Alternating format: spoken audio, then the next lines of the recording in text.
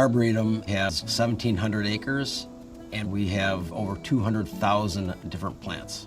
Occasionally we find a plant that is problematic, that escapes our collections, and we'll quickly put this information into our database, and then we will lead collection measures to either assess the plant further or eradicate that plant entirely from our collection.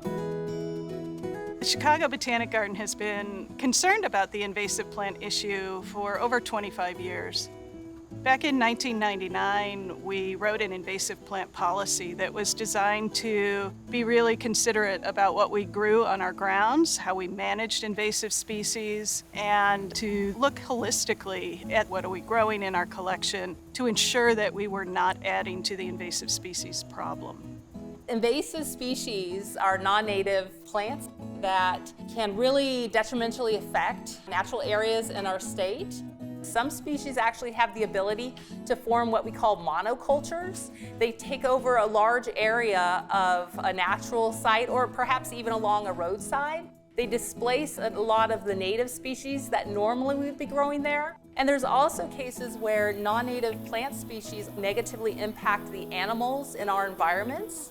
There's also huge economic costs in terms of the management and hours required to remove them from natural areas.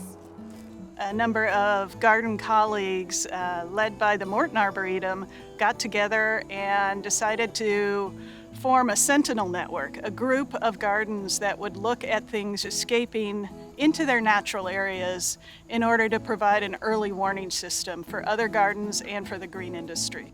And that has been formalized since into the initiative we're talking about today.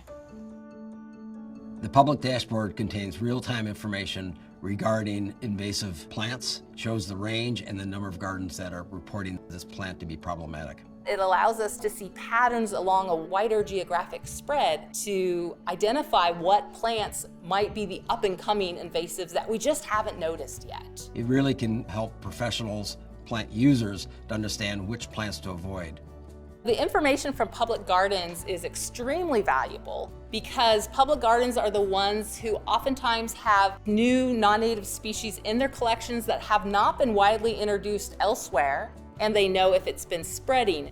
In addition to the Morton Arboretum and the Chicago Botanic Garden, many other gardens in Canada and throughout the United States are contributing information to the database. When the project started, we were already working on our own list of invasive plants, and we found that the criteria that was set by the group very easy to apply to our own list. It's a huge benefit to be involved in this project because it gives us a chance to see what other species are becoming invasive elsewhere. Also, we are able to share our own information. For example, we've been seeing non-native magnolias escaping cultivation in our own gardens and natural areas. A perfect example of where this initiative could have helped if we had something like this 100 years ago is the story of buckthorn. Right now in the Chicago area, it's 36% of the forest canopy. It's displacing natural regeneration. If this initiative was here 100 years ago, this problem could have been avoided. The cork tree is an example of a plant that we've planted numerous times within our collections over the years of the Arboretum's history, and we've seen seedlings popping up throughout the Arboretum. This is a small seedling of the cork tree. We would control a plant like this when it's found. And while cork tree is not considered invasive, many of the gardens participating in this initiative already have reported cork tree. And that's why we've decided to issue an alert on this particular plant. We hear about problem plants before they become a problem for us, and we can remove them from our collection. And we can share the information that we're learning from our own experiences with other gardens as well. This program can also give nursery professionals early warnings of what plants to avoid so they will not have undesirable plants in their inventory.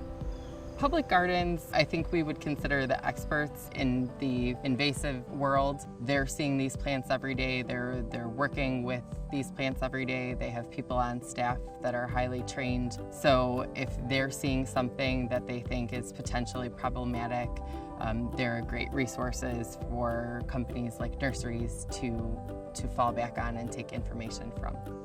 So this morning I was looking at the dashboard for plants that had been flagged of potential concern in Illinois, and there was a species of wisteria that showed up, and I had not been aware that there were any invasive concerns with wisteria, so I immediately went and looked to see if the variety that we carry was in the same species. Fortunately, it is not, but that's definitely something I'll now keep an eye on to make sure we're staying away from this variety that's flagged for concern. By participating in this project, you may be able to prevent management headaches on your site down the road and prevent the next buckthorn or honeysuckle from coming to your neighborhood.